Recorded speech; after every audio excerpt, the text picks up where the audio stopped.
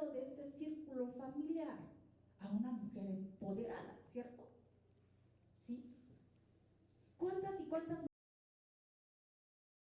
Buenos días a todas, todos y todes. El día de hoy tenemos un interesante y muy importante tema a presentar aquí en la Facultad de Derecho por distinguidos ponentes de esta facultad y agradeciendo la presencia de los doctores en Derecho egresados de esta facultad, la doctora Marta Ballesteros y el doctor José Luis Martínez, quienes son también catedráticos de la Facultad de Derecho Tributario de la Ciudad de México y quienes tienen la titularidad del programa de radio de esa institución. Muchas gracias.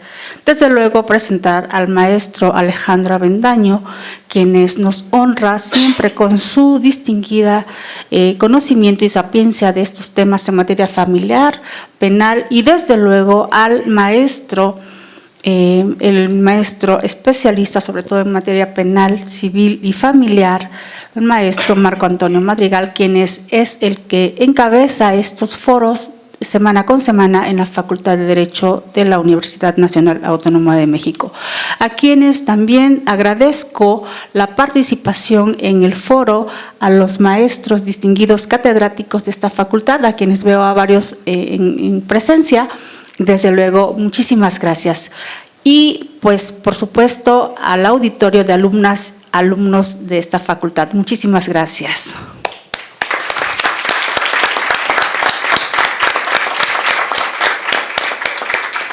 El día de hoy vamos a tratar el tema interesantísimo, muy importante, de las personas que se consideran con una vulnerabilidad ante los jueces, sobre todo los jueces familiares. ¿Cuál es el trato que se les da a estas personas? Los protocolos que los tribunales manejan para cuando se detectan a las personas en condiciones de vulnerabilidad, y que en estos momentos vamos a dar inicio y nos comparte el conocimiento y nos da el honor el maestro Avendaño. Muchísimas gracias y a quien por favor le brindemos un fuerte aplauso.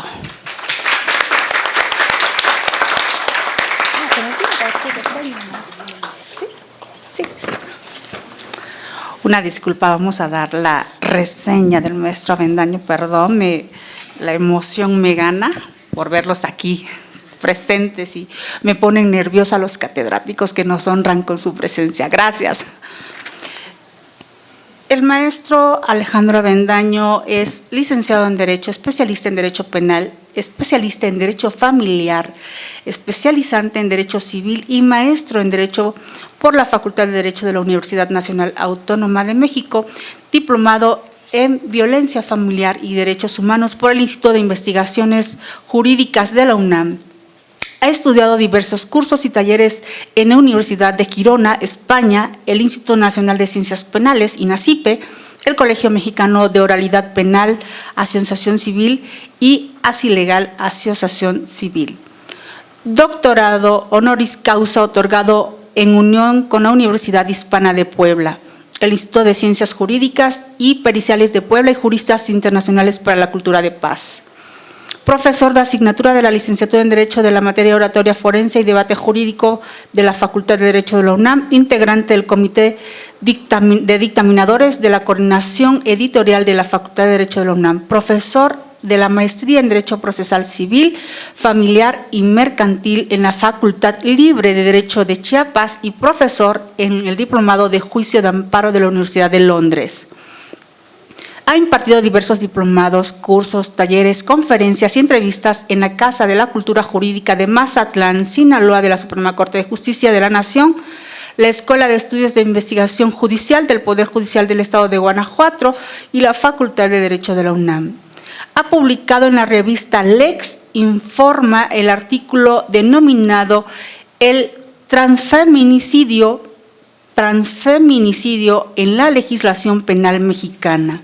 Se desempeñó en el Tribunal Superior de Justicia y la Procuraduría General de Justicia, instituciones de ambas entonces Distrito Federal.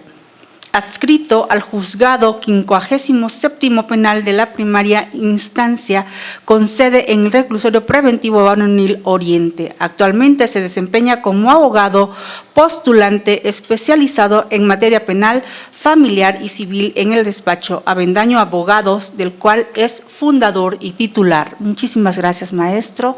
Adelante. Gracias.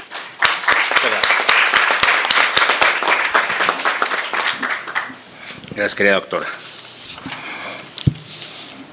Pues muy buenos días a los presentes. Quiero saludar a los profesores de nuestra emblemática facultad. Muchas gracias por estar presentes. Aquí a los acompañantes del presidium. Muchas gracias, maestro. Agradecido nuevamente por estar en estos espacios de discusión y de reflexión jurídica de los temas de actualidad. El tema que nos convoca tiene que ver con los grupos en situación de vulnerabilidad en el ámbito familiar. Es decir, tenemos que considerar a las mujeres, a las niñas, niños, adolescentes, a las personas con discapacidad, a las personas que pertenecen a comunidades y pueblos indígenas, a las personas que pertenecen a la comunidad LGBTQ+, y desde luego también a las personas adultas mayores, que también de alguna manera es importante considerar. En mi intervención voy a referirme un poco sobre el tema de mujeres y de personas con discapacidad, sin perjuicio de que mis otros compañeros puedan hacer referencia a otro tipo de grupos que tienen impacto en la materia familiar. Bueno, en relación al tema de mujeres, fíjense que debemos de partir de la premisa fundamental de que se debe de reconocer el contexto sociocultural e histórico al cual han vivido. Y partiendo de ello es que la norma jurídica vela por su protección. No se trata de nada más analizar el sexo, sino también tenemos que analizar el género, pero el género y el sexo de manera contextuada. No se puede decir que nada más en una situación de hombres y mujeres, pues automáticamente las mujeres deban ser protegidas. Tenemos que analizar ese contexto.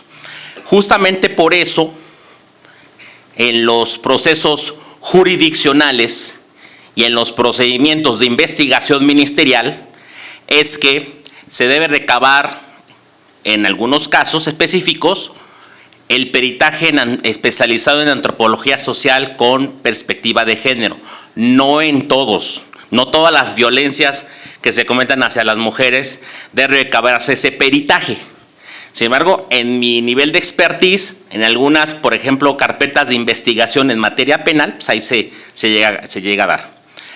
Ahora, entonces, partiendo de esta premisa fundamental de que tenemos que analizar el contexto, es que las mujeres son protegidas, y aquí en este caso específicamente del Código Civil y de normas procesales, es decir, el Código Nacional de Procedimientos Civiles y Familiares, todavía los códigos de procedimientos civiles locales. Yo ayer estaba en una audiencia en Texcoco y todavía aplicamos el Código de Procedimientos. De hecho, en 31 entidades federativas todavía aplicamos el Código de Procedimientos locales. En la Ciudad de México estamos a medias, ¿sí? Algunos asuntos son del Código Nacional, algunos otros no. Sin embargo, bueno, en ese sentido, las normas procesales también deben entrar en ese reconocimiento del contexto sociocultural e histórico al cual han vivido las mujeres. De esa manera, pues al menos yo quiero citar en mi carácter de procesalista cómo es que el Código Nacional y cómo el Código Civil de nuestra Ciudad de México prevé esta protección. Bueno, fíjense que en juicios orales familiares, en controversias del orden familiar, es fundamental que si la mujer es la parte actora, es decir, la parte que está demandando, la que presenta la demanda, se analice cuál es la pretensión que está planteando. Por ejemplo, en el caso de del pago de una pensión alimenticia como medida provisional y como prestación definitiva, desde luego tienen que analizarse si se está reclamando para sí mismo o en favor de un acreedor, en este caso de un hijo menor. Si es en relación para sí misma, desde luego que tendría que manifestar que preponderantemente se ha dedicado a las actividades del hogar y al cuidado de los hijos, porque existe una presunción legal desde el Código Civil que señala que las mujeres que se dediquen preponderantemente a esas actividades necesitan alimentos. No se cuestiona, no se debe de debatir si la presunción es o no válida. O sea, ya desde el propio legislador ha construido esta necesidad de reconocimiento de las mujeres, porque al final de cuentas estas actividades que se dedican preponderantemente hace que las mujeres hayan perdido posiblemente, o casi en la mayoría de los casos, las oportunidades laborales, oportunidades de desarrollo académico en comparación al hombre. Entonces, por eso la ley advierte esta presunción, esta necesidad para convertirla en presunción legal. Ahí podemos al menos tener un acercamiento de cómo opera la protección de las mujeres como grupo en situación de vulnerabilidad en el Código Civil, en miras de juicios o controversias de orden familiar. Desde luego que también tenemos que apuntalar a que los jueces deben siempre resolver conforme al protocolo con perspectiva de género o bajo la ideología de la perspectiva de género. Es decir, tiene que identificarse estas directrices, estos trazos que históricamente hayan existido entre hombres y mujeres que hayan permitido una desventaja a la mujer. Entonces, aquí la perspectiva de género nos ayuda a que el juzgador, y también desde luego en asuntos penales, yo sé que aquí no estamos hablando, la mesa no es en materia penal, pero solamente lo quiero mencionar, que también los agentes del Ministerio Público deben de observar esa perspectiva. Y esa perspectiva de género no es otra cosa, sino una metodología, una ideología también al mismo tiempo, en el sentido de tratar de llegar a una igualdad sustantiva. Es decir, que si ya históricamente así están las mujeres y los hombres por cuestiones justamente de no acceso a oportunidades de trabajo, no acceso a oportunidades de desarrollo académico, pues se equilibre, digamos que no quede en una situación de desventaja. Y esto sucede también mucho en tratándose de separaciones derivadas del divorcio, separaciones derivadas de la terminación del concubinato. Cuando hay estas mujeres se hayan dedicado preponderantemente o preferentemente a esas actividades, desde luego tiene que analizarse la necesidad del pago de una pensión compensatoria. Y desde luego la compensación económica, que eso ya sería otra figura, ahorita lo voy a explicar. La pensión compensatoria justamente lo que busca es, como la palabra lo dice, compensar. Es decir, lo que yo ya no tuve, tratar de que pueda compensar. De alguna manera, si hay una separación, pues esa mujer no va a tener la posibilidad de insertarse al mercado laboral, no tendría la posibilidad, a lo mejor no tendría la posibilidad de tener oportunidades académicas, como ustedes las tienen, ¿verdad? Y también de poder sufragarse, de poder allegarse de los alimentos necesarios para su subsistencia. De esta guisa, vamos a advertir que la pensión compensatoria tiene una doble vertiente, una vertiente asistencial, que es justamente la que yo estoy refiriéndome, pero también tiene una vertiente resarcitoria. La asistencial, pues ya quedó explicada, tiene que ver con aspectos humanitarios, de subsistencia, y la resarcitoria tiene que ver con resarcir, reparar. ¿Qué tendríamos que reparar o qué tendríamos que resarcir? Bueno, justamente esa negativa, esa imposibilidad de acceso a esas oportunidades, pero que de alguna manera va a ser una forma para reconocer un derecho a que pueda tener un ingreso económico adicional para poder solventar todas estas situaciones que le produjeron desventaja. Fíjense que también otro aspecto que yo he revisado en tratándose de las mujeres son las medidas de protección.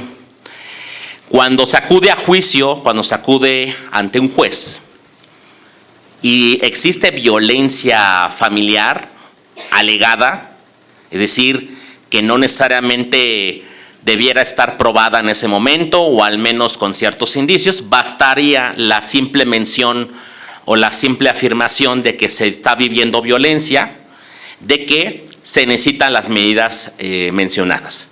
Estas medidas de protección, desde luego que están bifurcadas en dos ordenamientos específicos.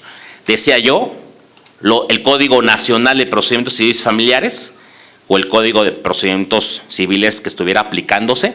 Esto para regir pues, las pautas de ese procedimiento, de ese juicio ya iniciado, pero también si esa mujer quisiera una mayor protección, puede acudir a la ley de acceso a las mujeres a una vida libre de violencia, que es una ley pues, mucho más protectora. Pero esta ley también no exige que ya haya iniciado el juicio o ya haya iniciado el procedimiento legal en contra de la persona que se le va a reclamar el respeto a un derecho o la exigencia de una obligación. ¿Qué medidas de protección podemos tener? Bueno, pues tienes en un nivel de intensidad, se prevén por el legislador desde un apercibimiento de que se abstenga de causar molestias y de causar algún acto de intimidación. De ahí vamos, digamos, bajando en cierto nivel de intensidad, vamos bajando, sino subiendo el nivel de intensidad. Y tenemos no acercamiento a la víctima, no comunicación a la víctima, tenemos la cuestión de que se separe del domicilio familiar o conyugal, si todavía aún ambos siguieran viviendo. Y también tenemos algunas otras medidas, como por ejemplo el arresto que pudiera hacer alguna situación. El refugio también, son medidas mucho más drásticas, ya la mujer tiene que salir del domicilio. Vamos a suponer que ese domicilio, al final del día, ya se salió del agresor, pero todavía subsiste el nivel de riesgo a esa víctima. Y no basta con que permanezca en su domicilio, porque puede ver la situación de que vaya el presunto agresor y cometa acciones que culminen en un feminicidio. Entonces, hay medidas muy drásticas. Eso, digamos, desde los códigos procesales, Código Nacional, decía yo, y el Código de Procedimientos Civiles local, que en su caso se estuviera aplicando. La Ley General de Acceso a las Mujeres, ya sea que sea la Ley General de Acceso o la ley local de la entidad determinada, la Ley de Acceso a las Mujeres a una vida libre de violencia prevé pues también una mayor duración en las medidas de protección. Fíjense que las medidas de protección son un tanto similares entre esta ley o los códigos procesales, pero la durabilidad es mucho mejor, porque la Ley de Acceso a las Mujeres a una vida libre de violencia señala que es por todo el tiempo que permanezca el riesgo, en tanto que el Código de Procedimientos Civiles se señala que tendría una durabilidad de 60 días, pudiendo haber una prórroga. Eso también trasciende al ámbito penal. Fíjense que también hay otro aspecto que yo quisiera comentar de cómo las leyes prevén este grupo en situación de vulnerabilidad, es el tema de la violencia vicaria, tan controvertida en algunos sectores del gremio jurídico y de la sociedad civil. Tanto en el ámbito penal como en el ámbito civil se previó esta figura como un tipo de violencia, pero únicamente como sujeto activo, como sujeto que podía ejercer la agresión, el hombre hacia la mujer, pero no viceversa. sea, no se prevé que pueda ser de una mujer hacia un hombre. Y justamente en la anterior integración de la Suprema Corte y en esta integración, pues ya se determinó que es totalmente constitucional que así sea. Esto en atención a la ideología de género, desde luego que al tema de que cómo es que ciertas normas atienden a fines específicos. En ese caso, ¿cuál es el fin específico? Velar preferentemente por las mujeres. A mí sí me parece criticable este punto, me parece importante porque cada vez vemos en juicios que no se está dando únicamente esta agresión en contra de las mujeres, sino también en contra de los hombres. Si yo les preguntara desde al menos un año, yo cuántos juicios he llevado, por lo menos he llevado unos 4 o 5 juicios de hombres que han llegado a mi despacho y me han alegado violencia y cuya convicción he tenido. O sea, porque también puede ser que lleguen al despacho y al examinar las pruebas uno no coincida en la opinión del cliente o del representado. Bueno, y finalmente quisiera yo abarcar las personas con discapacidad. Fíjense que es muy interesante ese tema del régimen de apoyos ordinarios y extraordinarios que prevé el Código Nacional en relación a la capacidad jurídica. El apoyo ordinario, ¿qué es el apoyo ordinario? Bueno, pues es la manera en la que una persona con capacidad jurídica se va a hacer del apoyo de manera voluntaria. O sea, requiere para conocer, entender un acto jurídico, no tanto para manifestar su voluntad, porque sí la puede hacer, sí puede manifestar su voluntad en determinados contratos, en determinados actos jurídicos diversos, sino más bien requiere un apoyo adicional.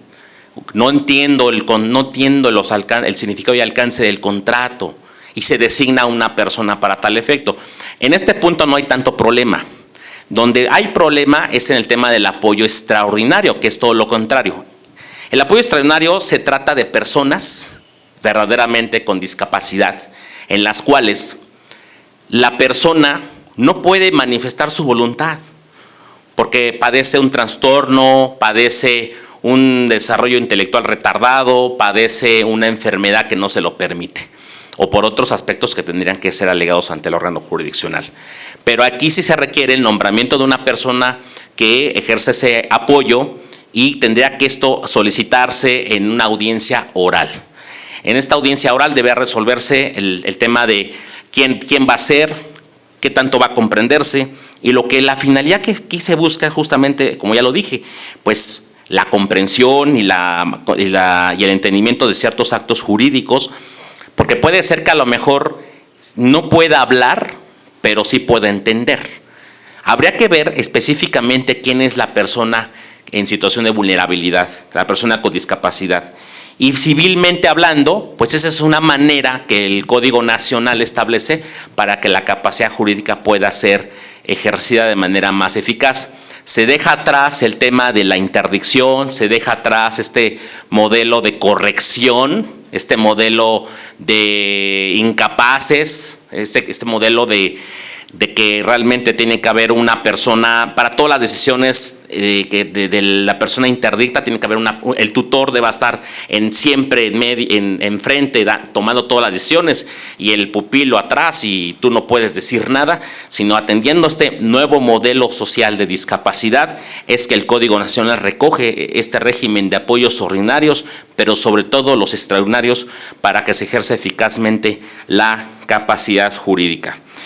Y bueno, nada más hacer mención que en caso de que la designación de la persona de apoyo se podrá realizar entre las personas de mayor confianza, de amistad, de cercanía, las personas que brinden el apoyo a la persona que no tenga esa posibilidad de manifestar su voluntad. Y en caso de que estas personas no existan, se puede acudir a un registro de personas morales que establece el Código Nacional, pero que creo que me parece que este es un pendiente todavía del Código Nacional, de que a qué se refiere con el registro de personas morales. Pues muchas gracias por escucharme y pues quedo a sus órdenes.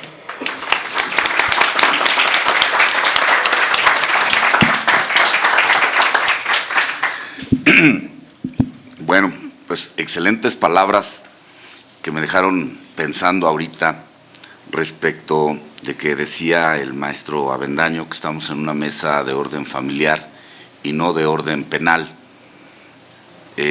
Me parece que la mayoría de asuntos familiares hoy en día van de la mano con una situación penal. Es decir, alimentos, denuncia de violencia familiar, ¿no? Pérdida de patria potestad, violencia familiar en el mejor de los casos, y si no, abuso, tocamientos, en fin. Me parece que va de la mano y me parece que ha rebasado al derecho para convertirse esas denuncias, y ahora abusando de las medidas de protección, en una estrategia de litigación impropia, evidentemente, pero en una estrategia ya de litigación impropia de los abogados, impropia de todo ser humano. Pero bueno, seguimos con el tema y le damos el uso de la voz a la maestra María de Lourdes Ojeda Serrano. Ella es licenciada en Derecho por la Facultad de la Universidad Nacional Autónoma de México, Realizó también una especialidad en la División de Estudios de Posgrado, cuenta con una maestría en Derecho Comparado por la Universidad Autónoma de Barcelona y como una maestría también en Derecho Constitucional por la Facultad de Derecho de la UNAM. Es catedrática de Derecho Constitucional en esta institución, además de haberse desempeñado en diversos puestos tanto en el ámbito público como privado. Principalmente ha trabajado en la Cámara de Diputados como en el Senado de la República en las áreas de controversias constitucionales y acciones de inconstitucionalidad. Le damos el uso de la palabra. Gracias.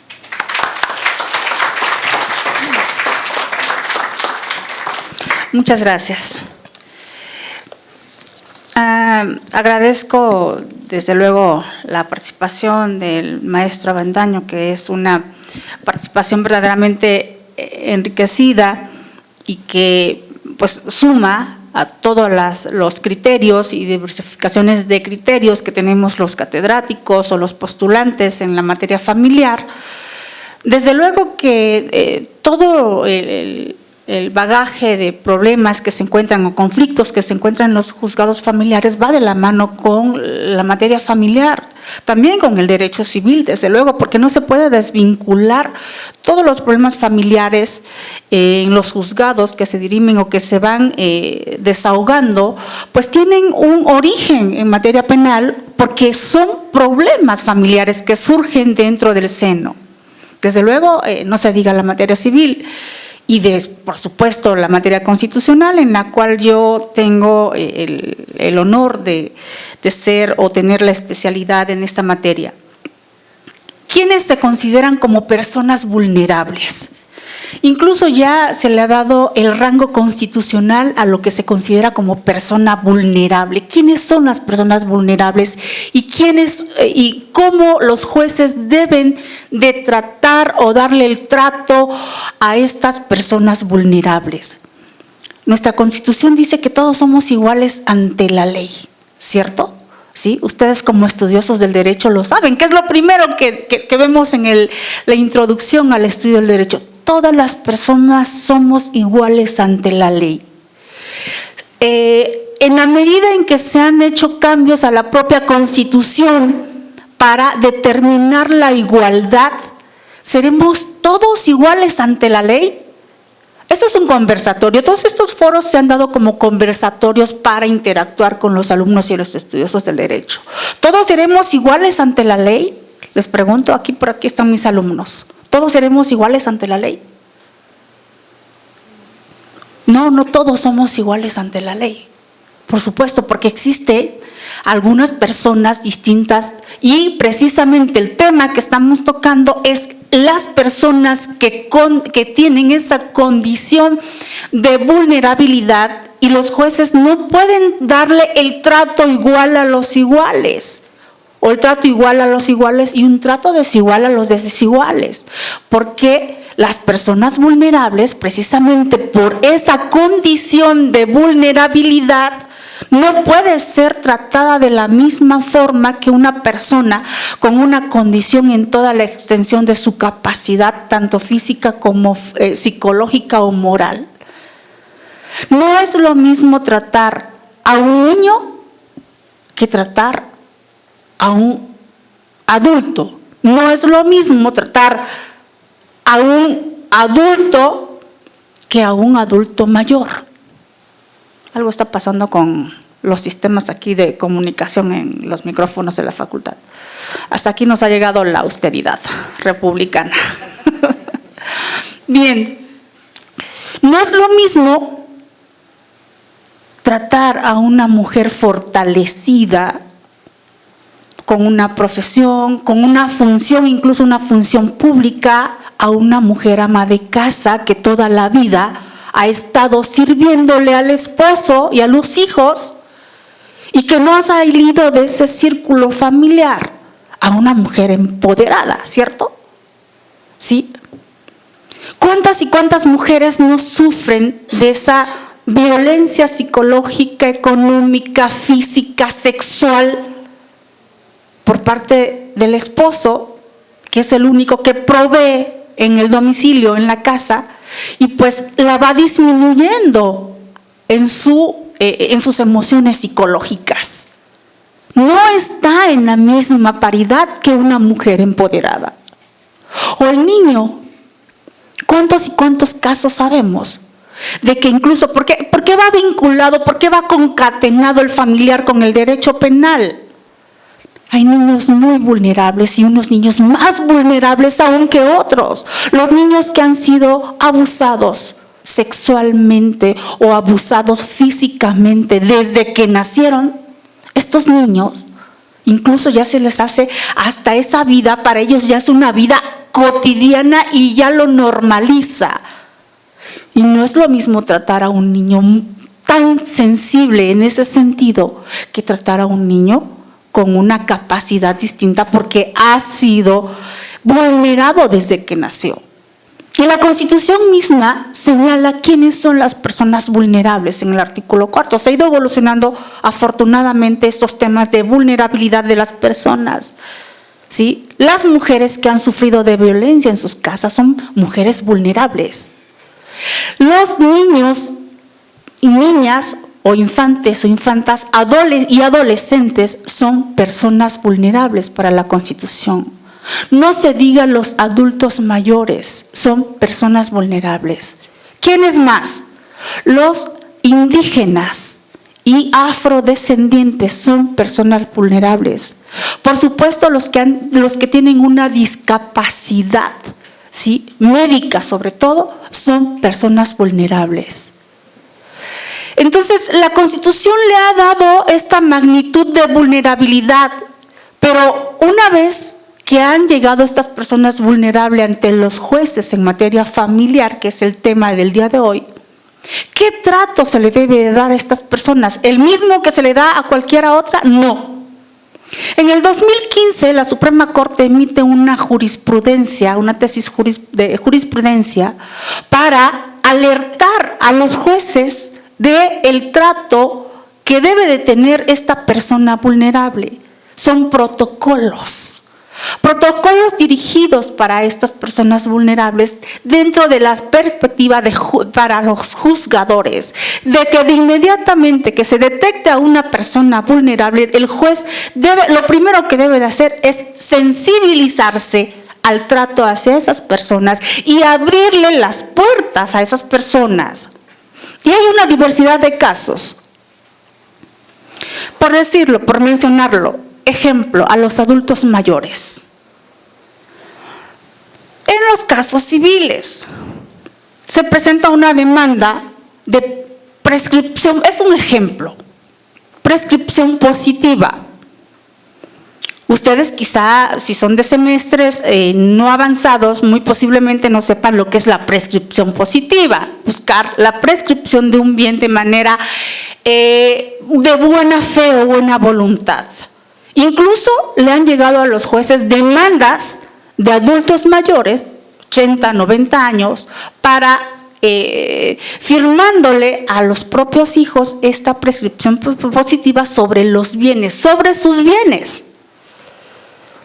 ¿Qué debe de hacer un juez? Alertar el protocolo para esos adultos mayores y tener una entrevista con esos adultos mayores. Alertarlos que si efectivamente están dentro de sus condiciones y platicar con ellos si esta demanda la están promoviendo ellos mismos o otorgaron alguna firma de manera manipulable, manipulando al adulto mayor.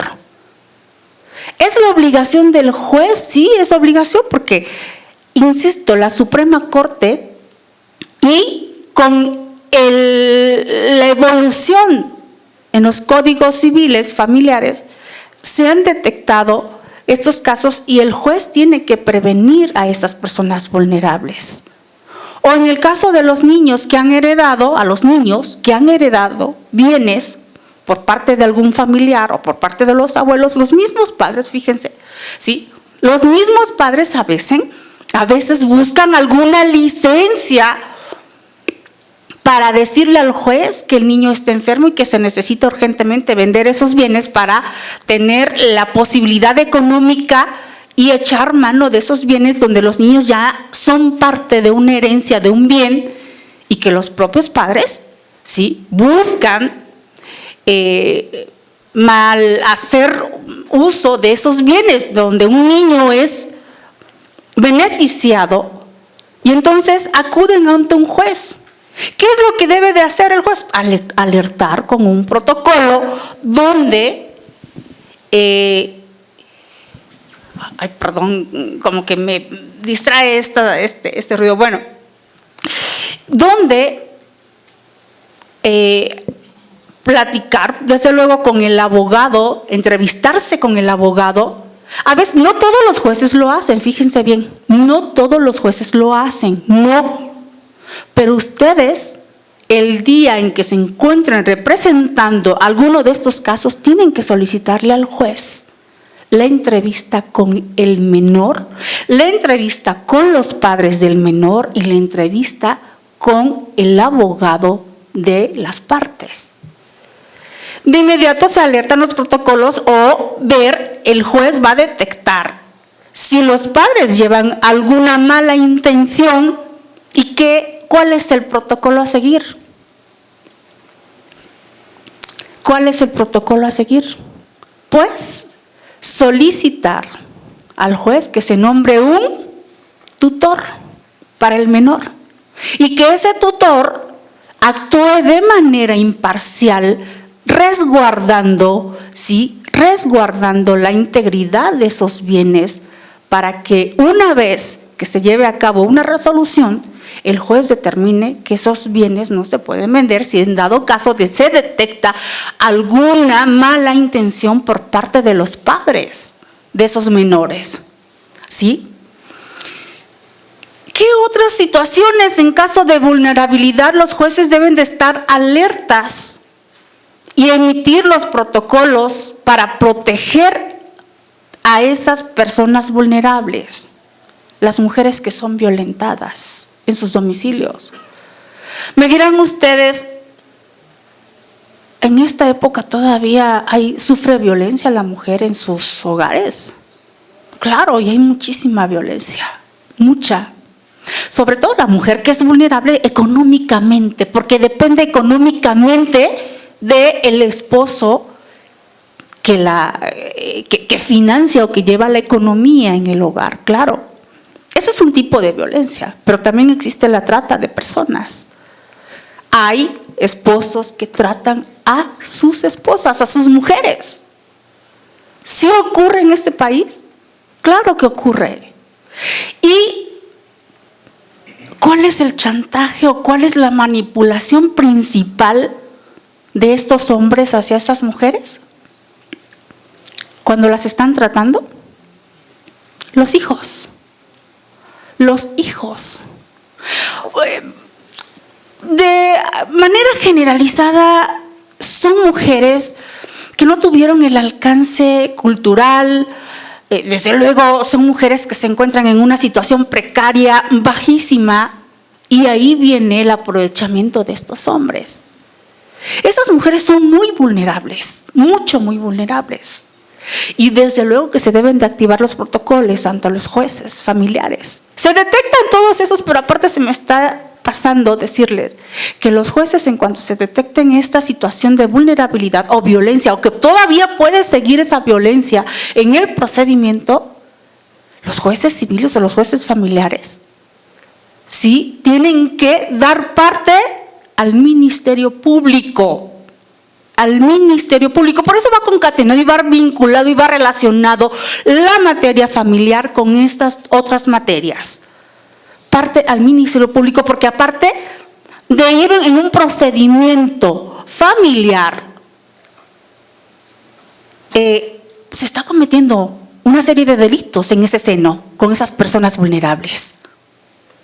Llega la mujer. Afortunadamente ya existe el divorcio encausado, que nada más con el hecho de la petición, ¿sí?, el proceso se lleva a una resolución, nada más con el hecho de la petición de alguna de las dos partes. Pero si esta mujer se mantuvo todo el tiempo vinculada al esposo por la economía, es decir, el hombre que era proveedor, pero aparte estaba con los hijos. Hoy la mujer se tiene que preocupar, después de estarse separando, divorciándose, por la economía de los hijos, en lo que se desahoga el proceso. ¿Sí?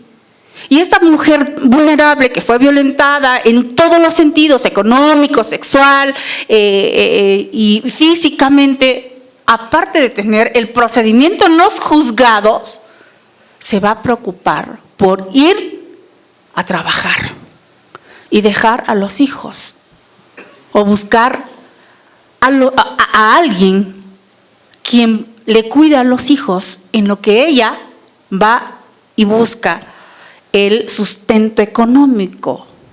Porque aparte el hombre la está manipulando diciéndole: sí, te voy a dar una pensión, pero busca la forma de que si te mantengo, si te doy una pensión, pero va a ser la pensión más baja, y sigue ahí la violencia. Y los bienes, el único bien que hicieron, una casita pequeña, te la voy a quitar. ¿Sí? Y entonces empieza la manipulación y sigue la violencia hacia esa mujer vulnerable. Por eso los jueces tienen que activar los protocolos incluso con las fiscalías. ¿Sí? La mujer migrante, hoy es un fenómeno que se está dando con la mujer migrante en este país. ¿Qué pasa con esas mujeres migrantes que llegaron aquí a este país? Fíjense bien, están sufriendo una violencia, y aparte una violencia psicológica terrible estas mujeres migrantes, porque están en situación de indocumentadas, de indocumentación, y aparte sufren no tienen un alcance cultural y mucho menos un alcance jurídico, en las cuales el esposo las está manipulando a través de su situación legítima o legal en que se encuentran aquí en el país, y las chantajean aparte con denunciarlas para que las deporten, y si hay hijos, peor, porque te vas y te quito a los hijos. ¿Puede una mujer migrante denunciar? Porque aparte los hombres les dicen: yo estoy en mi país, el hombre mexicano, el macho mexicano, yo estoy en mi país, no me vas a poder denunciar porque tú además no puedes, porque no eres mexicana, y aparte entraste aquí por Chiapas, por la línea, y pues no tienes forma. ¿Puede una mujer? Pues claro que puede una mujer migrante denunciar. ¿Tiene derechos? Tenemos una constitución ampliamente erga omnes que le brinda todos los derechos humanos a cualquier persona que entre a este país. Pero sin embargo, ese alcance o ese poco alcance que tiene la mujer migrante del conocimiento, pues sufre una atemorización, sufre una violencia psicológica terrible por parte de la pareja mexicana. Fíjense, ese fenómeno está pasando en nuestro país para la mujer migrante, que es considerada personas vulnerables en nuestro país. Y ellos lo desconocen. Pero es lo que se está dando en nuestro país. ¿Qué tiene que ver con la familia? Pues claro que tiene que ver ante los jueces familiares. Ante un juez, ¿puede una mujer migrante acudir ante un juez familiar? Claro. Y más aún si tiene ya una procreación, un hijo aquí en este país. ¿Para qué? Para proteger ella, y para proteger al menor, al infante, ¿sí?, de toda esa violencia que está sufriendo. Activar los protocolos, desde luego. De inmediato, la protocolización de acceder a la entrevista con el juez, leerle sus derechos y decir, el juez le tiene que decir que no debe de tener miedo, que tiene cualquier derecho como cualquier mexicana y que por supuesto, ¿sí?, se le otorgan todas las medidas de protección, al igual que a cualquier mujer que esté sufriendo violencia en este país. Y así nos vamos a seguir. Entonces, yo para ya no ampliarme más en los aspectos constitucionales de manera general, pero sí es importantísimo estos temas porque en nuestro país se están dando todos estos fenómenos y se siguen dando, por supuesto, a pesar de todas las luchas feministas que se han dado, a pesar de todas las luchas para la protección de adultos mayores, niños y todas esas personas vulnerables. Y qué no decir de la comunidad de la diversidad sexual, de la comunidad LGTB, ¿sí?, que están también expuestos. Incluso ellos deben de saber, los de LGTB, que también tienen unos protocolos los jueces para llevar sus procedimientos y, por supuesto, las fiscalías tienen un protocolo especializado para que se les dé esa protección a la comunidad de LGTB, que también se consideran como personas vulnerables y vulneralizadas en este país. Muchísimas gracias.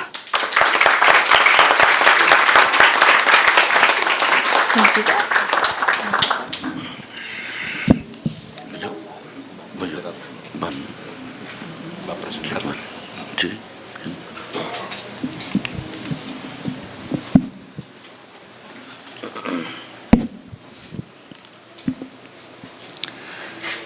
Cedemos la palabra a nuestros invitados especiales que tenemos, que nos visitan el día de hoy, que son egresados de la Universidad Nacional Autónoma de México, pero ellos son titulares catedráticos de la Facultad de Derecho Tributario de la Ciudad de México y les daré una breve semblanza de la doctora Ballesteros. Ella es egresada de la Universidad Nacional Autónoma de México, maestría y doctorado en Derecho Procesal Civil por el CEXIJUC, Centro de Estudios Superiores de Ciencias Jurídicas y Criminológicas, y les comentaba yo al principio que es titular de la radio de esta Facultad de Derecho Tributario, a quien agradezco enormemente su presencia y participación aquí para con ustedes compartir este conocimiento sobre el tema de las personas vulnerables ante los jueces. Muchísimas gracias. Deseo, por favor, si nos hacen el honor de brindarle un fuerte aplauso.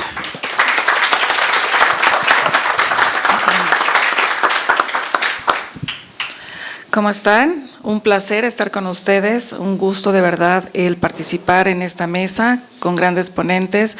Me dejan poco que contar.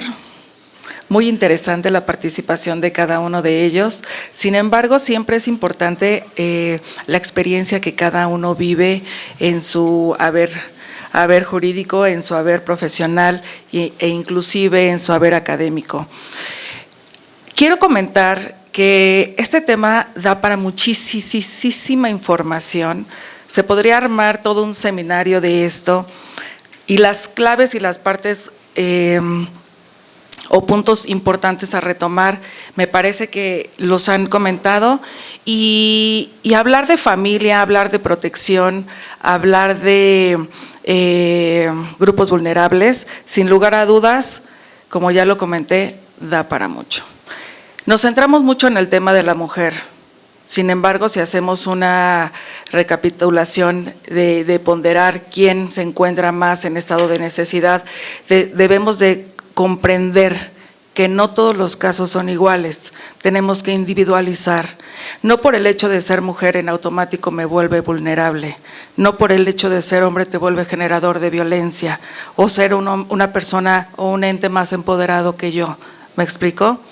¿Qué sucede en aquellos casos en los que la mujer tiene preparación académica o tiene un soporte económico y se encuentra defendiendo un derecho que a su parecer le corresponde ante un hombre, un varón, que a lo mejor no tiene estudios o a lo mejor no habla el idioma o a lo mejor simplemente se encuentra en una condición económica diversa que no le permite estar en un estado de igualdad?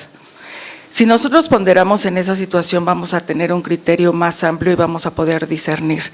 No porque sean jueces los jueces, significa que tienen que darle la razón a todos los casos que lleguen manifestando una vulnerabilidad hacia su persona o hacia la mujer. Debemos estudiar los casos concretos y para eso el juez debe de allegarse de los elementos probatorios y nosotros como postulantes tenemos que saber presentar de manera correcta cuáles son los elementos probatorios para acreditar nuestro dicho y demostrar en todo caso si es verdad o no que alguna de las partes se puede o no encontrar en algún grado de vulnerabilidad. ¿Y qué creen? Que resulta que en muchos casos el más vulnerable pues es el menor, porque son sujetos de las negociaciones e intereses personales de los adultos. Pero por encima de estos también encontramos a los adultos mayores que se vuelven completamente dependientes de sus familiares y que a lo mejor un niño le dicen, oye, en una plática de menores, oye, ¿cómo te trata tu papá? ¿Cómo te trata tu mamá? ¿Con quién te llevas mejor? ¿Con quién te gusta estar? Cuando estás en casa de tu papá, ¿quién te cuida? ¿Qué comes? ¿A dónde vas? ¿Qué pasa con un adulto mayor? Cuando ya sabe él cómo le puede ir regresando a casa. ¿Sí me explicó? Los niños en su espontaneidad pueden hacer uso de sus recursos para saberse defender y hacer uso de su derecho de escucha. Sin embargo, en la práctica nos damos cuenta que hay jueces que inclusive, aunque no se encuentren los elementos o la estructura necesaria para poder llevar a cabo una plática de menor, pretenden llevarla a cabo. ¿Qué creen que sucedería si no se encuentra el representante del menor dentro de una plática de menores? ¿Han acudido alguna vez a alguna plática? ¿Saben cómo se lleva a cabo? El abogado solicita la plática ante el juez mediante escrito, giran oficios al DIF, giran oficios al Ministerio Público, tienen que estar dentro del privado del juez para que tengan oportunidad solamente ellos de poder platicar con el menor.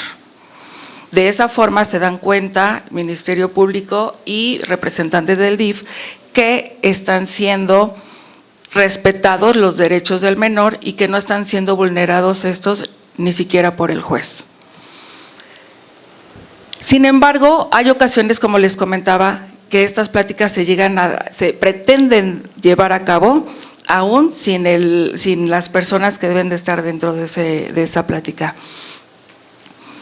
Es importante entonces que nosotros como abogados postulantes manifestemos cuando no se presentan las condiciones y no revictimizar o no volver más vulnerable la circunstancia de cualquiera de los menores que se encuentren en una plática. En el caso de los adultos mayores, en el caso de personas que se encuentran en un estado en el cual no pueden ser atendidos de manera personal o de manera directa, como bien lo comenta la maestra Ojeda, se les debe de nombrar un tutor. Lamentablemente, por cómo se está llevando a cabo muchos procedimientos judiciales, que está llevando mucho tiempo, que están muchos jueces en curva del aprendizaje, a nosotros nos puede retrasar nuestros procedimientos. Nos puede llegar a generar todavía un grado de vulnerabilidad mayor dentro de nuestros procedimientos jurídicos.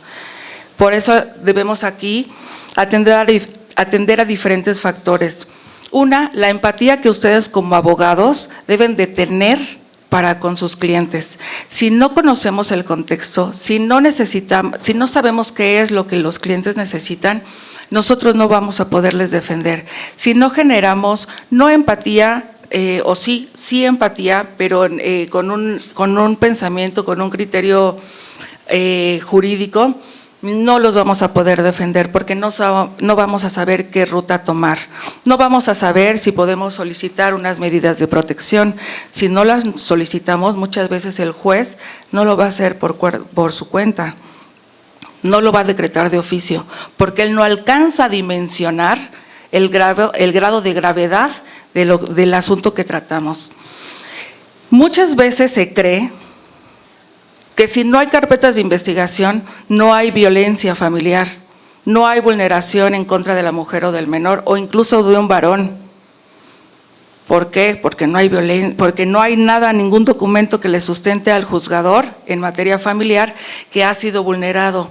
Pero cuando una persona se encuentra en una situación de violencia, llámese menor, varón o mujer o adulto mayor, están tan sometidos emocionalmente, psicológicamente, económicamente, están tan subyugados que no tienen la fortaleza de acudir ante la autoridad para realizar una denuncia. ¿Qué pasa en ese supuesto cuando no tienes elementos para acreditar que esa persona necesita de medidas de protección? ¿Qué pasa cuando yo quiero solicitar la separación de los cuerpos porque se quieren divorciar, pero no tenemos carpetas de investigación más que el dicho de la señora? Les puedo asegurar que anteriormente el juez, para curarse en salud, para no cometer alguna equivocación, decía, pues ordenó la separación de los cuerpos inmediata, previendo una situación de posible riesgo. Yo quiero suponer que esta situación los postulantes se hacían uso y mal uso de esta posibilidad, y llegó el momento en el que los jueces determinaron, pues si no me acreditas, no te puedo ordenar la separación de los cuerpos. Y aviéntense el procedimiento así hasta que sea la fecha de audiencia. ¿Y qué pasa? Que entonces ponemos en situación de riesgo a la pareja o a la persona que en ese momento estemos representando. Me parece que hace falta un poco más de sensibilización por parte de los jueces, un poco más de una adecuada interpretación. Hice mis apuntes, perdón, se los voy a compartir, de una adecuada interpretación de la ley y sin desconceptualizarla. No perder el equilibrio correcto de la equidad de género y no perder de vista también el principio del interés superior del niño, niña y adolescente. El día de ayer tuvimos una charla jurídica en relación a la patria potestad y en realidad la materia penal, como bien comentaron, tiene mucha injerencia porque materia penal siempre nos va a apoyar en estos casos donde se encuentra una persona en estado de vulnerabilidad. Me gustaría que ustedes como estudiantes, y sí, esto sí me gustaría compartirlos, hace un par de meses tuvimos una plática jurídica con compañeros de otra institución universitaria, las cuales les puedo asegurar que son completamente desinteresados ante su desarrollo académico. Y el hecho de que ustedes estén aquí, lo celebro, la verdad, excelentes ponentes, excelentes temas, y me da mucho gusto que estén aprovechándolo. Los invito a estarse preparando de manera permanente, a no perder la sensibilización, la sensibilidad e inclusive irla fomentando, porque muchas veces somos candil de la calle y obscuridad de la casa. Quiero que sepan que en atención a víctimas nos ha tocado representar a muchas mujeres instruidas con puestos directivos en varias instituciones gubernamentales que padecen un grado de violencia inimaginable. Nadie sabe lo que vive detrás de su puerta. Entonces, felicitaciones y los invito a seguir participando en este tipo de eventos. Gracias, doctora.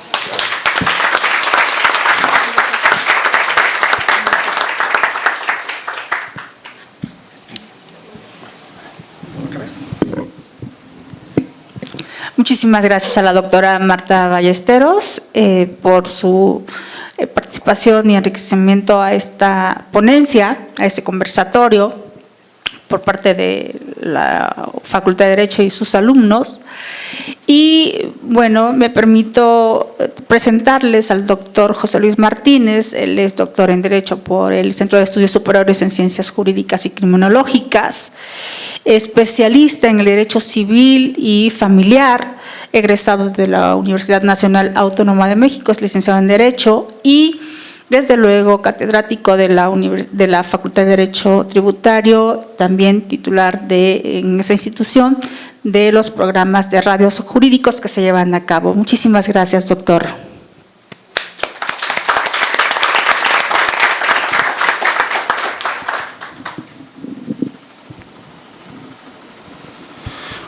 Hola, muy buenas tardes a todos. Gracias por la invitación, más a Lulú, a los demás ponentes, a ustedes y obviamente a la Facultad de Derecho de la UNAM que nos invitó a participar este día.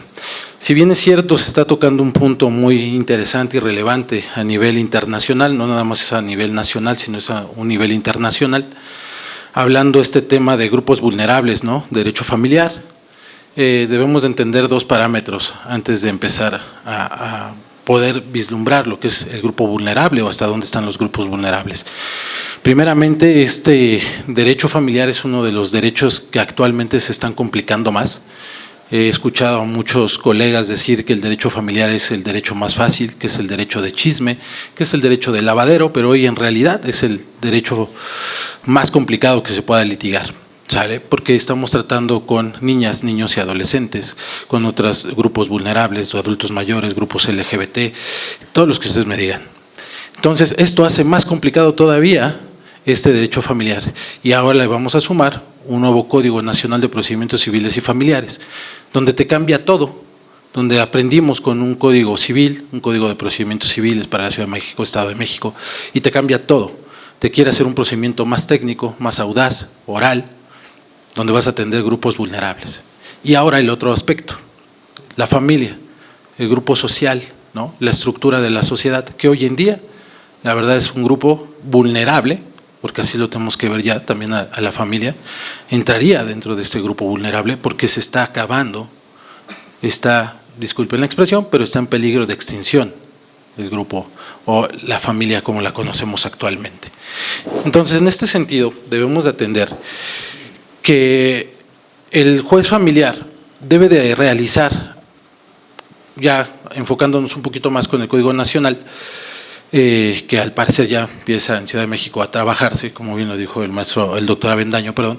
En el Estado de México hay procedimientos que todavía se litigan con el Código Civil actual y en Ciudad de México estamos a la mitad y mitad. Entonces, hablando ya propiamente con el Código Nacional, los jueces van a tener que realizar ajustes razonables al procedimiento en procesos familiares. ¿Qué son estos ajustes razonables? Es básicamente esta posibilidad de modificar el procedimiento con la intención de que las personas que no conocen el derecho tengan la posibilidad de poderlo entender y tengan una protección íntegra de sus derechos y no se vulneren los mismos. Sí, bien comentaba la maestra Lulú que existen los pueblos indígenas, los grupos afromexicanos, que también deben de tener esta parte de protección en cuanto asistan a un procedimiento familiar. El juez, en cuanto detecte esta parte, tiene que de inmediato solicitar el apoyo de un intérprete o traductor para que esta persona sea realmente protegida, tenga bien a desempeñar su función en el procedimiento y bueno, no se vulneren sus derechos. Ahora bien, uno de los grupos vulnerables más importantes en materia familiar, estamos hablando que es el niño, niña y adolescente. Inclusive sabemos que en el año 2011, cuando se dio esta reforma constitucional y la ley de amparo, se decretó o vamos a decir que se puso en un rango constitucional este interés superior del niño, niña y adolescente. ¿Sí? Entonces, al estar en un rango constitucional, estar enmarcado en nuestra ley federal, nuestra máxima ley federal, se supone que por encima de ese interés superior del niño no hay nada. ¿Sí? Inclusive no nada más constitucional, sino lo estamos viendo a nivel internacional con la Convención, que también protege este interés superior del niño, niña y adolescente y otros tratados internacionales. Entonces, este grupo vulnerable, que sabemos que igual es importante, el de adulto mayor, el de mujeres, grupos LGBT, grupos indígenas, pero si nos trasladamos en esencia lo que son niñas, niños y adolescentes, son un grupo vulnerable muy importante. ¿sí? Entonces se atiende esta parte en el 2011, pero también hay algo que me gustaría platicarles y es algo muy importante que dio el paso a la protección y al reconocimiento de los niños ya no como sujetos de protección, sino como sujetos de derecho. Y fue en una opinión consultiva que planteó la Comisión Interamericana sobre los Derechos Humanos, la opinión consultiva 17-2022. Básicamente en esta opinión consultiva, la Comisión solicita a la Corte Internacional realice el adecuado y correcto y la correcta interpretación de ciertos artículos, en su caso el artículo 64.1, el 8, el 19 y el 25 de la propia Convención. Básicamente es la protección y garantías de los derechos de los niños que actúan en procedimientos ya sean penales, civiles, familiares o administrativos, ¿sí? Para proteger su derecho de participación. También no podemos dejar de lado que estos ajustes razonables que se van a tener que plantear ya en un futuro por parte de los jueces familiares en atención y protección de los derechos de los usuarios, debe de existir el principio de igualdad procesal, ¿sale? Hombres y mujeres son iguales. Entonces, en este entendido, se debe de ir puntualizando que el juez en este nuevo orden de impartición de justicia va a tener que ir más allá, el mismo Código Nacional lo dice. Y en realidad el juez familiar debe de ir más allá, y cualquier juez en cualquier materia, como lo comentamos en el 2011, nos aperturamos a un derecho internacional. Y entonces, al ser parte de una convención donde se protegen los derechos humanos y México ser parte de esta convención, pues bueno, debe de estar dentro del campo internacional y proteger todos los derechos de grupos vulnerables. Trasladándonos en materia familiar, pues bueno, ya lo han comentado los ponentes, hay N cantidad de grupos vulnerables y ahorita lo importante es saber de qué manera los jueces familiares van a realizar estos ajustes razonables para poder dar la mejor atención al usuario. Recordemos que viene, como les comentaba, un nuevo Código Nacional, nuevos jueces que vienen con una curva de aprendizaje. Yo he comentado, no es lo mismo solicitar justicia que impartir justicia. Entonces, aquí en este tema va a ser un poquito más delicado ver de qué manera se le va a brindar la protección a estos grupos vulnerables.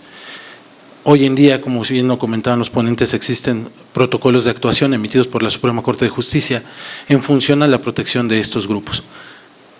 Para no extenderme más, básicamente esto es lo que tendríamos que analizar ahorita, el qué va a pasar el día de mañana, cuando ya comencemos a litigar al 100% con el Código Nacional de Procedimientos Civiles y Familiares, los ajustes razonables que se tengan que realizar en los procedimientos familiares y obviamente si este procedimiento familiar va a derivar en una situación civil, penal, inclusive en ocasiones hasta cuestiones mercantiles, se ven inmiscuidas en cuestiones del índole familiar por los derechos de herencia que puedan llegar a tener los niños. Entonces, sí es muy importante que se analice y se estudie a profundidad cuáles van a ser estos ajustes razonables. Sí los invito, como bien lo decía la doctora Marta, a que sigan preparándose, a que asistan a estos conversatorios para que su campo de visión jurídica y entendimiento sea más amplio y su criterio no sea tan sesgado. Hoy en día lo que necesitamos es una amplitud de criterio para que ya no sea tan sesgado, tan cuadrado, tan hermético y podamos buscar ahora sí un mejor entendimiento y crecimiento para el derecho familiar. Gracias.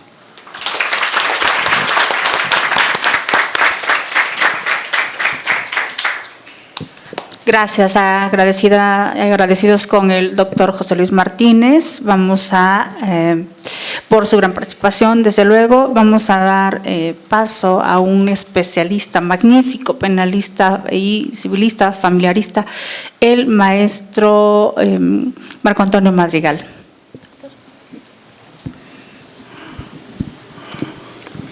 Voy a mencionar alguna semblanza del maestro Marco Antonio Madrigal Ortega, quien es el artífice de esta organización tan brillante que se ha logrado de estos eventos tan importantes en nuestra facultad.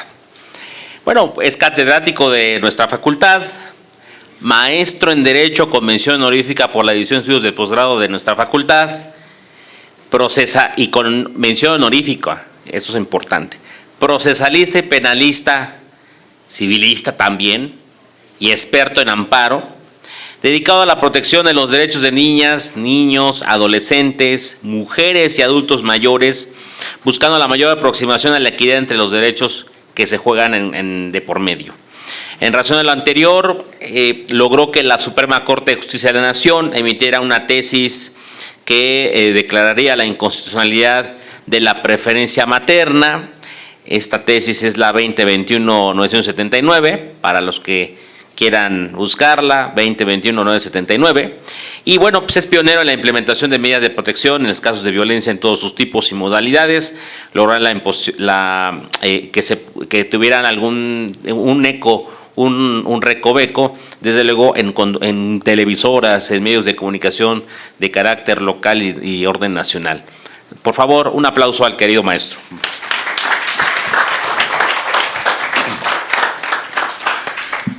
Muchas gracias a todos ustedes. Voy a tratar de esquivar un poco el tema para cambiarlo y decir, trataremos en estos minutos que me corresponden de despertar conciencias. Comenzaré diciendo, no estamos preparados. Los licenciados no son licenciados, los maestros no somos maestros, los doctores no son doctores. Hay que decirlo desde esta máxima casa de estudios. Tenía que haber alguien que lo dijera. Y si a eso le sumamos otras escuelas de derecho de bajo nivel, o digámoslo así, de dudoso nivel, peor todavía. Pero hay que entender por qué sucedió y por qué de estas palabras. Resulta ser, recuerdo, eran los tiempos de Salinas de Gortari, donde buscaba tener préstamos internacionales. Cuando pide esos préstamos, le dicen al Estado mexicano, no puedes tener acceso. ¿Por qué? Pues porque tu comunidad, tu Estado, no está educado. Tienen un nivel muy bajo. Lo que despierta a un Estado-nación como el nuestro es la educación. Entonces, ¿qué hizo Salinas de Gortari? Que es una figura que hay que estudiar. Bajó el nivel. Y entonces salieron los CONALEP, los CONACYT, de los que se burla hasta Franco Escamilla, ¿no? Y con justa razón. Lo malo es que eso vino a hacer eco también en otras latitudes escolares. El nivel bajó. Quiero decirles que ahorita no estudiamos lo que estudiaban antes. Quiero decirles que se busca estudiar lo menos para tener la mejor calificación. Ya no son los 5 años bien estudiados. Bueno, estas aulas a mí me tocó verlas llenas de grupos. Los grupos eran más de 100 y sentados. Hoy en día, por pedagogía, los grupos son de 50 y a veces menos. Entonces, se va difuminando la idea del aprendizaje, ¿no? Entonces, se va bajando el nivel y entonces empieza a haber más certificación. Los programas de estudios bajan. Recuerden que el programa de estudio al final es una manipulación del Estado, baja. Las hacen más fácil, porque es que los muchachos no terminan, pues bájales, hazles más light. Ponle leche, ponle agua a la leche para que salga para todos. Y entonces bajaron el nivel educacional. Evidentemente esto trajo como consecuencia que todos los mexicanos sintiéramos que tenemos un nivel académico muy alto cuando tenemos 0 de conocimiento. Entonces yo diría, los primeros vulnerables somos nosotros mismos frente al Estado, se llama violencia institucional.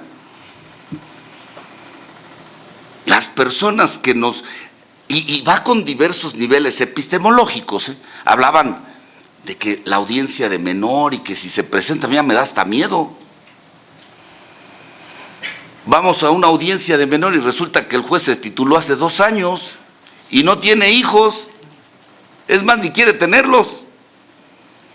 Entonces yo preguntaría, ¿sabemos ahorita la gran diferencia que existe entre saber y conocer? Porque yo puedo haber visto a muchas personas bailar y sé cómo bailan, pero no conozco de manera directa el baile. No sé si te tuerces, te cansas, te duele, sudas, no lo tengo en mi mente. Entonces, evidentemente ahí tenemos un gran problema. ¿Cómo vamos a administrar justicia? ¿Cómo vamos a estar atendiendo grupos vulnerables si se desconocen estos temas? Entonces, ese nivel bajó, por supuesto, de 5 a 3 años. Y luego esos 3 años, ¿para qué estudias la licenciatura? 3 años.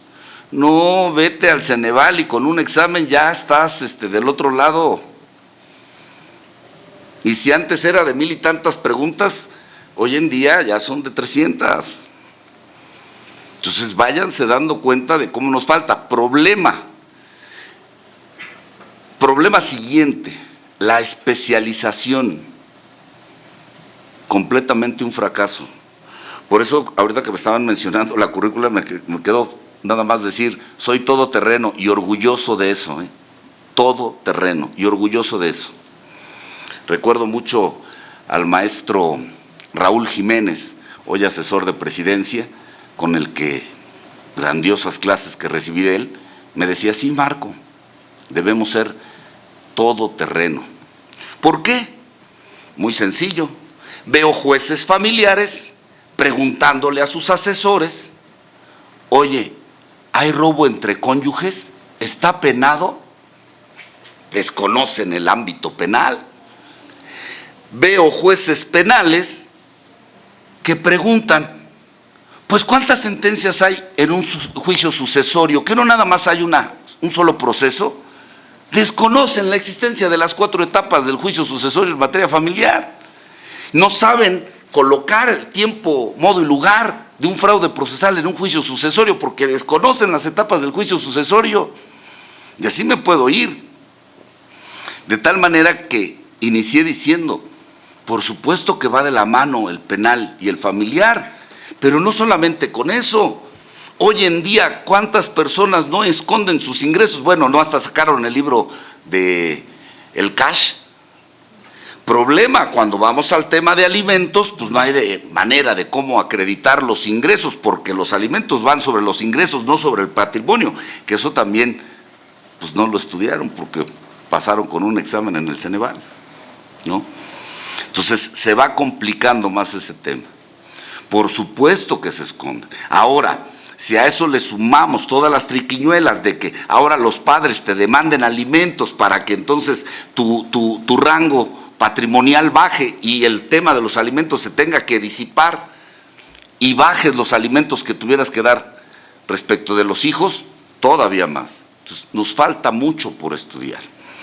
Yo diría que los primeros vulnerables en esta legislación y en todas somos justamente los gobernados frente al Estado. Casual, existen dentro de las medidas de protección que nombró el maestro Avendaño, que establece la Ley de Acceso a las Mujeres a una Vida Libre de Violencia, si mal no recuerdo están entre el artículo 6 y 7, que habla de los tipos y modalidades de la violencia. Existe la violencia institucional.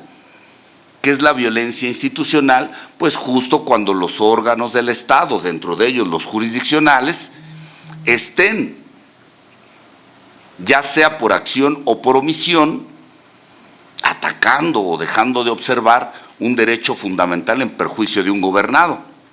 ¿Qué sucede en todos los temas familiares? Pues sucede violencia institucional. ¿Por qué razón? Pues porque los jueces no toman conocimiento del contexto del caso. Pero ¿y entonces le echamos la culpa al juez? Yo diría que de la formación ahorita de ustedes. Ustedes están en esa formación. Habrá quienes cuando les diga no tienen el nivel que dicen tener, se sientan agredidos y ofendidos. Habrá quienes, inicié diciendo, despierten su conciencia y hasta se hagan un test propio. ¿Qué debería yo de saber hasta ahorita? 10 preguntitas básicas. Se van a dar cuenta que no. El reto está justamente en ese conocimiento, que se vienen a dar cuenta ya que están en la materia. ¿Qué sucede? Decíamos, los abogados debemos de reclamar la administración de justicia. Pero pero si terminaron la licenciatura, todo con bombo y platinos, hasta endeudaron a la familia para la fiesta, y pasaron con 6, y en una escuela de las que mencioné. Por favor, también el Estado tiene sus obligaciones. La SEP no debería de estar permitiendo tantas escuelas que no están debidamente reguladas respecto de su nivel académico. Y muchos abogados que conozco, incluso, bueno, respeto el nombre, pero un magistrado reconocido en materia familiar, me decía, bueno, mejor dicho, me regañó, porque yo le decía, está bien que saquen más abogados de esos, les ganamos fácil. Y me decía, no, Marco, porque esos abogados chafas que tú dices demeritan el gremio. ¿A cuántos no hemos escuchado? Licenciaduchos. Bueno, en otras latitudes nos llaman doctorcitos. Y déjenme decir que no con muy mala apreciación. Y todavía el tener que tener 2 idiomas para el acceso al doctorado, no lo quieren pasar y mejor se van a otra escuela que no se los exige. Por favor, hay que hablarlo. Es más, yo recuerdo todavía, podríamos someterlo quizá a una estadística, no la tengo a la mano, sería buena investigación. En mis primeros años como postulante, la mayoría de jueces eran licenciados. De la noche a la mañana son doctores, postmáster y remáster y de todo. Y empiezas a ver la currícula de la escuela judicial. O sea, de su casa. Donde el que lo va a firmar y ponerle su medallita es su propio compañero. No, pues ¿cómo le vamos a creer conocimiento? Eso nada más te eleva el ego.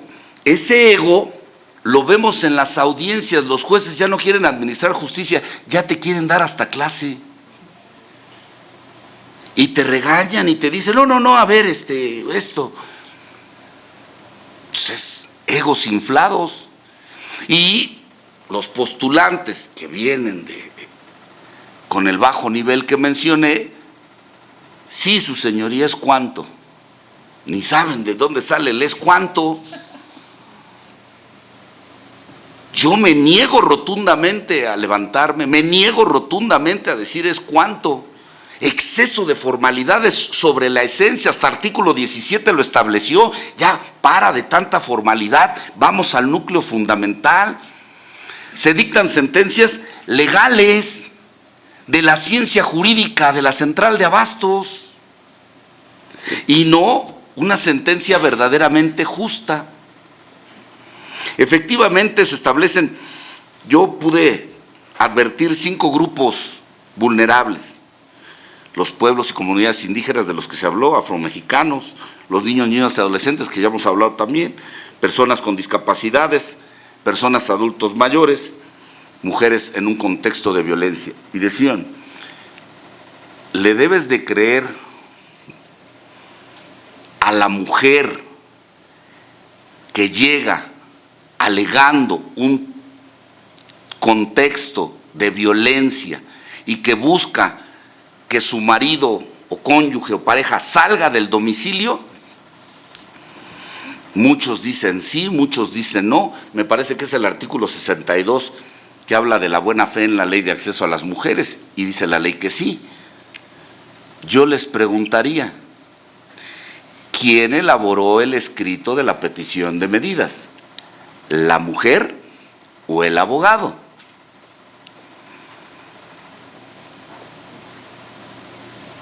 Por supuesto el abogado, no la mujer. Y el abogado le garantizó, yo lo saco. Y le echó de su cosecha, al final abusando de la buena fe que establece la propia norma.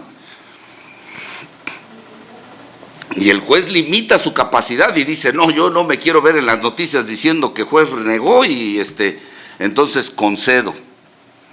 ¿Conceder está mal? No. La temporalidad de la que hablaba el maestro, ¿no? Me toca a mí, la ley me dice que dentro de los 5 días debo señalar audiencia, yo la cito para dentro de 24. Y no espero a que las partes lleven medios o datos de prueba. Yo solito me allego. Eso es administrar justicia, para decir, o está mintiendo, tratando de aprovecharse de la buena fe en la administración de justicia, o es un contexto real. Si es un contexto real, por supuesto que hay que desatar todos los elementos necesarios para la protección del infante. Pero si cuando dicen permiso para vender bienes de los infantes, parece que le hacen así, y no es la primera vez. ¿Por qué?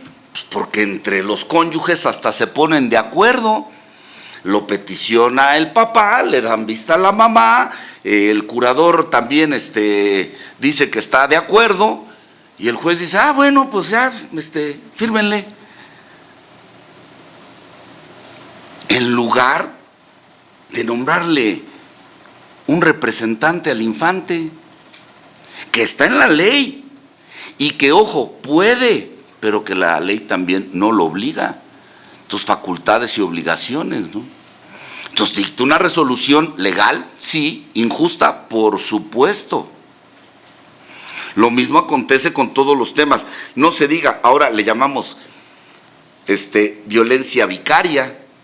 Antes le llamábamos síndrome, ¿no? Síndrome de alienación parental. Luego dijeron que el síndrome no existía, que no había principios para ello. Después se dieron cuenta de que, bueno, pues quítale el nombre, ponle el que quieras, pero de que existe, existe. No. Al final, ¿de qué se trata? Pues el golpeteo de imágenes que hay. Se debe de intervenir de inmediato. En el momento de la separación de los cónyuges, los que más salen afectados son los niños. Pero se los lleva el cónyuge que quiera, ¿no? Hombre, mujer, se lleva a los hijos. Y te dice la norma, no hay sustracción de infante. Caray, ¿por qué? Porque no hay una sentencia que te haya concedido la guardia y custodia, pero es que no teníamos problemas antes. Entonces, si no tengo una guardia y custodia legal, no existe el delito de sustracción, pues por eso hay que irse a estudiar y por eso hay que estar aquí padeciendo el calorcito y enterándonos de que hay un universo allá afuera que tenemos que saber, conocer y entender. Bueno, para no terminar los minutos que me quedan, les agradezco mucho su presencia aquí.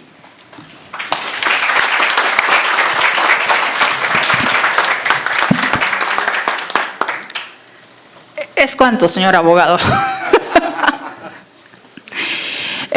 Gracias al maestro Marco, excelente penalista, familiarista y civilista. Ya lo vamos también a solicitar el ingreso a las personas vulnerables, porque ha logrado vincular a proceso a hombres poderosos. Tan es así que le han venido a hacer marchas para que se desvincule del caso y le quitemos la cédula.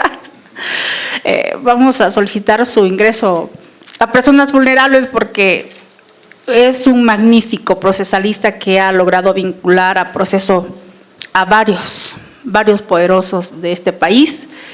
Y bueno, pues me enorgullece estar junto a excelentes juristas, postulantes, los 4. Aquí la única académica constitucionalista soy yo, pero pues me enriquece estos conversatorios y me engrandece y me enorgullece que me tomen en cuenta para transmitirle a mis alumnos el conocimiento y ampliar, desde luego, la gama académica en las demás materias. Pasamos a las preguntas y respuestas. Si gustan, alguno de ustedes, pues adelante, tenemos 7 minutos. Muchas gracias, maestro. Buenos días. Estamos en la austeridad republicana. Gracias, buenos días.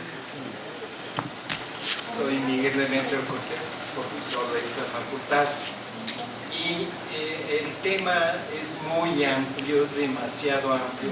Los grupos vulnerables que son mujeres, niños, ancianos, discapacitados, grupos de LGBT, Adultos todo mayores. ello se puede involucrar en los conflictos familiares, porque hay familias de hombre con hombre, mujer con mujer, ya hay una diversidad en la materia. Como comentaba nuestro compañero, actualmente los procesos judiciales son muy retardados, la curva de aprendizaje de los nuevos jueces está dando mucho que desear y tenemos que acudir ahora en la práctica a la mediación. Entonces, ¿qué tenemos? Ahora tenemos la justicia restaurativa que se aplica para mujeres, hombres, ancianos. Yo he tenido experiencia, fui designado el primer procurador de la defensa del anciano en México porque pues fundé el Instituto Nacional de la Senectud y he llevado juicios familiares de ancianos contra hijos, ancianos corridos de su casa. Y tenemos ahora que está involucrado dentro de estos grupos vulnerables a los grupos afromexicanos.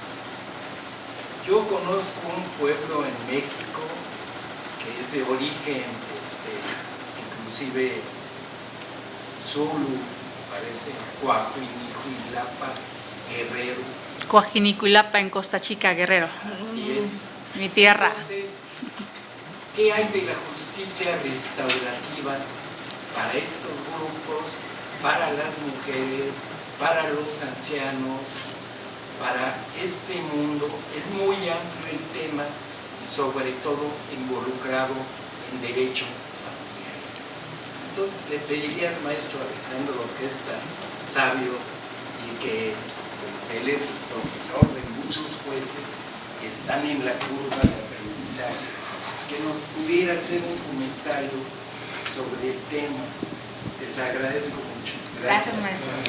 Muchas gracias, maestro Demetrio. La verdad que es un tema muy interesante, el tratamiento jurídico que se tiene a las personas adultas mayores dentro del contexto de los juicios de orden familiar que se están ventilando hoy con jueces, unos todavía por carrera judicial y otros llegados por elección por voto popular. A mí se me parece crítico el que no se tenga la capacitación adecuada en todos los jueces de estos grupos en situación de vulnerabilidad. Es importante que se abran estos espacios y que se invite no solamente a la academia, sino también se invite pues, a todos, a que la Universidad Nacional pues, está abierta a todos los sectores para que sean escuchados y para que podamos capacitar y podamos formar. De tal manera que, bueno, en los juicios a mí sí me preocupa porque de igual manera yo he llevado también unos cuantos juicios de personas que han sido adultas mayores, han sido violentadas en sus domicilios, no solamente pues por sus propios hijos, sino también familia extensa, y es verdaderamente triste que no existan jueces que puedan tener esta sensibilidad de tomar ciertas medidas.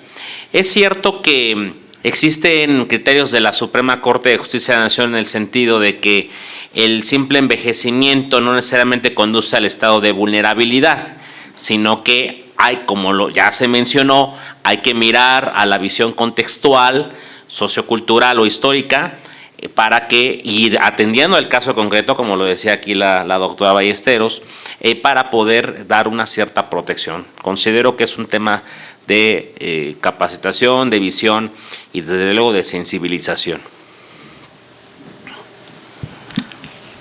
Muchas gracias, maestro. ¿Alguien más desea hacer alguna pregunta, duda, inquietud? los alumnos, ¿no tienen ahí algún caso de que quieran manipular al abuelito? Antes de que se le llamara violencia vicaria, ¿por qué se le llamaba un síndrome? ¿Quién desea contestar la pregunta? ¿Sí? ¿No? ¿Usted pasa? ¿La doctora? Ok. Mira, básicamente se consideraba que era un síndrome. Ni siquiera desde que yo tengo la conceptualización, quizá haya alguna respuesta mejor, pero yo sabía que se denominaba de esa manera por pues darle un adjetivo, un pronombre, lo tuvieses tú mentalizado nada más para saber cómo denominarlo, pero que realmente no tiene un sustento médico y por lo tanto no puede ser considerado como un síndrome. Sin embargo, sí genera una afectación, pero necesita realizarse más estudios para propiamente determinarlo por la Organización Nacional de la Salud como un síndrome. Y posteriormente, si me permiten, un comentario en relación a la restauración de la afectación de los daños. A ver, maestro. Hay un tema bien interesante en eso. Me gusta mucho tu pregunta, por eso quiero tomar el micrófono. Sucede no solamente con eso, con todo. Cuando llevé a cabo a la Corte el tema de la preferencia materna, se sustentaba en que los menores, en ese momento menores, hoy infantes, de 12 años, en diferentes latitudes, algunos de 12, en promedio 12 años, deberían de estar con la madre porque solamente ella podía darles los cuidados maternos. Y esto se apoyaba también en una teoría que se le llamaba de los años tiernos. Es decir, como está chiquito, necesita de la mamá. Pero no tiene un sustento científico. ¿Cuál es el problema? Y otra vez a derrumbar ídolos. El derecho no es una ciencia. Desde ahí estamos, ¿no? Pues hay que estudiarle, ¿no? El derecho busca regular la conducta del ser humano. No hay nada más imperfecto que el ser humano, que la conducta del ser humano. No te va a dar lo mismo, tú tienes 2 hijos, les das lo mismo, haces lo mismo, no van a ser iguales. Entonces no va a ser repetible bajo las mismas condiciones. El método científico no está hecho para el ser humano. Pero sin embargo lo que queremos es elevar el nivel de conocimiento y decir que el derecho es una ciencia, entonces buscas agarrarte de otras cosas y entonces cambias el estudio, el objeto de estudio del ser humano para que el objeto de estudio sea la norma y entonces ya conviertes a una ciencia al derecho. Entonces tratamos de explicarnos el fenómeno, oye, espantan, se escuchan ruidos y entonces empiezas a hacerte una serie de historias. Si te crees esas historias, ya estamos perdidos. ¿Qué es lo que ha pasado? Pues les han vendido esas historias. Yo les confieso, bueno, no me vayan a decir en sus épocas, porque, pero no me dejarán mentir, por favor, profesores, que estamos aquí también. Los postulantes inventaban jurisprudencia que no existía y la ponían en sus escritos. ¿Y qué crees? La sentencia salía con apoyo en la jurisprudencia falsa, porque les compraban la historia. Entonces, por supuesto, el síndrome como tal, per se, con base científica de orden psicológico, nunca se pudo demostrar. La de los años tiernos tampoco. Bueno, pero la afectación existe. Ponle el nombre que quieras, pero reconoce la existencia. Incluso llegabas a ministerios públicos y decías, vengo a denunciar por el síndrome de alienación. No existe tal, ya no existe. No es que haya desaparecido, desaparece el concepto como apreciación de, pero el elemento, la conducta existe y tan existe que tiene unos casos familiares muy complejos. Gracias. Cerramos rapidísimo con el doctor José Luis. Gracias, maestra. En cuanto a lo que mencionabas de la violencia vicaria, ¿no? Esta parte del síndrome, como bien dice el doctor, la doctora, científicamente no se pudo sostener esta teoría. Como dicen, sí existe la afectación, es teórica, y en cuanto a la violencia vicaria, pues sabemos que la violencia vicaria es un concepto español, surgió allá en la época medieval. Básicamente es esta parte de que el progenitor, papá, causa daño al hijo con la finalidad de causarle un daño a la mamá. Bien lo comentaba también al inicio de la ponencia el doctor Avendaño, creo. La violencia vicaria no nada más es encaminada en función a la mamá. Si somos estrictos en el concepto, pues también hay mamás que causan daño a los hijos con la finalidad de causarle también un daño al papá. Desafortunadamente estamos en una sociedad que se ha ido descomponiendo cada día y hemos mal utilizado los conceptos jurídicos y les damos los conceptos que nosotros queremos, y esto surgió a raíz de el derecho de género, ¿no? La violencia de género. Cuando sabemos que género es hombre o mujer y no hace distinción, pero cuando se encaminó la violencia de género fue en protección de la mujer. Y entonces de ahí se empezó a descomponer esta parte de la teoría normativa y el derecho teórico. ¿Sí? Entonces ahora tenemos una violencia vicaria que nada más protege a la mujer, pero deja vulnerable al hombre. Yo les quiero comentar algo rapidísimo más para terminar. La ecuación es perfecta cuando nada más se quita un número. Y en esta ecuación perfecta el número que sale sobrando es el hombre. Porque los hombres hemos dejado de tener esa protección. Estamos ya también vulnerables en frente a la mujer y frente a los demás grupos vulnerables. Entonces la ecuación se hace perfecta cuando se quita al hombre de la ecuación. Nada más. Gracias.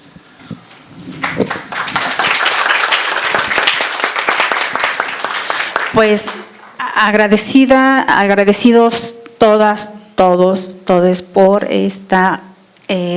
este conversatorio tan importante para los estudiosos del derecho, para toda la sociedad. Muy agradecida con los profesores que nos acompañaron, con los alumnos y que tienen ya que salir por su siguiente clase, con el doctor José Luis, la doctora Marta, el maestro Alejandro y desde luego el magnífico maestro Marco Antonio Madrigal, quien es el que pues lleva a la vanguardia este tipo de conversatorios que enriquece sobre todo a los alumnos, alumnas de esta facultad, y que, como ya lo dijo el doctor José Luis y la doctora Marta, sigan por favor estos ejercicios que se hacen de conferencias, ponencias, conversatorios y foros, son para ustedes, para que tengan una mayor adquisición cultural y que tengan los mecanismos para que cuando ustedes ya se titulen de esta facultad, se acuerden de los mecanismos en este tipo de ejercicios que los maestros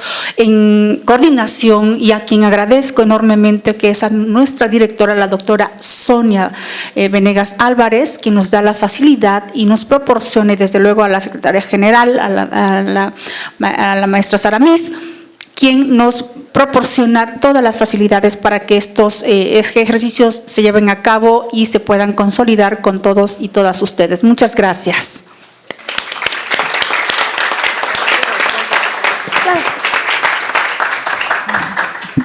Compañeros, si me lo permiten, les hago un comentario final. De verdad, entre todos somos comunidad, somos colegas, pero en algún momento, fuera de aulas, somos contraparte. Les invito a nunca subestimar a lo contrario. No porque sean parte de la Facultad de Derecho de la UNAM, somos más o menos. Los colegas de otras instituciones también tienen hambre de crecer. Y por ende, ustedes deben de aprovechar a lo máximo estos beneficios que la universidad les otorga. Los invito a crecer, como ya dijo la maestra Lourdes, y a seguir preparándose. Uniendo fuerzas, hacemos más, ¿sale? No ser envidiosos con los conocimientos, vamos a salir adelante. Tengan excelente tarde todos. Gracias.